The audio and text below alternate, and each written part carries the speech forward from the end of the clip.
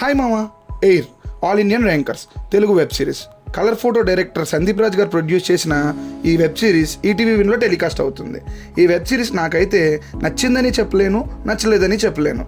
కానీ కొన్ని సీన్స్ చూస్తే బాగుందని, చాలా సీన్స్ చూస్తే ఇదేంట్రా అయ్యా ఎలా ఉన్నాయని అనిపించింది మామ. ఇలాంటి స్టేట్మెంట్ ఎందుకు ఇవ్వాల్సి వచ్చిందో ముందు మీకే అర్థమవుతుంది. ముందుగా స్టోరీలోకి వెళ్తే, అప్పుడే 10th పూర్తి చేసుకున్న 3 పిల్లలు ఇంటర్లో ఒక కాలేజ్ జాయిన్ అయ్యి వాళ్ళ కారణాల వల్ల ఆ కాలేజ్ నుంచి ఎలా అయినా వెళ్ళిపోవాలనుకుంటారు. ఇంతకీ వాళ్ళు వెళ్ళారా లేదా, ఆ ప్రాసెస్లో వాళ్ళు అనుభవించిన అనుభవాలు రిమైనింగ్ స్టోరీ. ఇక నాకు ఈ సిరీస్లో బాగా నచ్చిన విషయాలు 3 ఉన్నాయి మామ. అవి తప్ప మిగిలిన ఏవి నచ్చలేదు. First plus point actors performance అండి.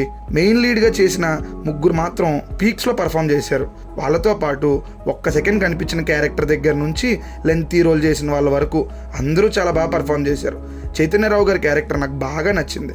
ఇంకా చెప్పాలి అంటే అక్కడి నుంచే మూవీ మీద నాకు పాజిటివ్ ఇంప్రెషన్ కూడా స్టార్ట్ అయిందని చెప్పాలి.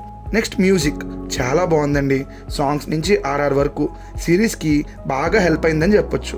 ఇంకా నాకు బాగా నచ్చిన 3వ విషయం first episode and 3rd episode. ఈ 2 బాగా నచ్చాయండి, అంతే. ఇంతకు మించి నాకు ఏవి పెద్దగా నచ్చలేదు మామ. ఇందులో చెప్పుకోవడానికి ఏం లేదు. మనం ఎన్నో సినిమాల్లో చూసేసిన విషయాలే.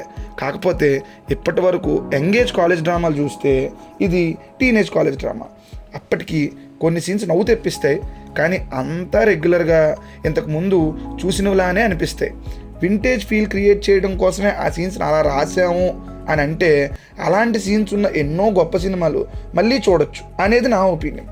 నెగిటివ్స్ గురించి మాట్లాడుకుంటే లాజికల్గా చాలా ఉన్నాయి, కానీ అప్పటికప్పుడు నవ్వించే కొన్ని సీన్స్ వల్ల అవి పెద్దగా పట్టించుకోలేము.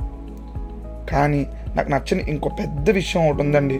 ఇంటర్ బ్యాక్డ్రాప్లో స్టోరీని సెటప్ చేసి క్యాస్ట్ సిస్టమ్ని బేస్ చేసుకొని చాలా సీన్స్ పెట్టడం. ఒక సీన్లో అయితే దాదాపు 3 నిమిషాల పాటు దాన్నే హైలైట్ చేయడం నాకు అస్సలు నచ్చలేదండి. ఆ టైంలో అక్కడ జరిగి ఉండొచ్చు.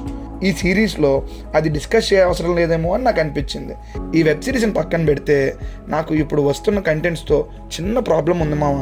రంగస్థలం వచ్చిన దగ్గర నుంచి ప్రతి ఒక్కరూ చిన్న సినిమా లేదు, పెద్ద సినిమా లేదు, ప్రతి ఒక్కరూ ప్రజెంట్లో ఉండడం మానేసి 20-30 సంవత్సరాలు వెనక్కి వెళ్ళి కథలు రాసుకుంటున్నారు. అక్కడే స్టోరీ లైన్ సెటప్ చేస్తున్నారు. ప్రజెంట్లో కథను సెటప్ చేయడం మానేసారేమో అనిపిస్తుంది. పదే రిపీట్ అవటం వల్ల కూడా ఆ టైప్ కంటెంట్స్ మీద ఆడియన్స్కి చిరాకు వచ్చే టైం దగ్గర పడిందేమో అని నాకు అనిపించింది. ఓవరాల్గా నాకైతే పెద్దగా అనిపించలేదండి. చెత్త సిరీస్ అని నేను అన్ను.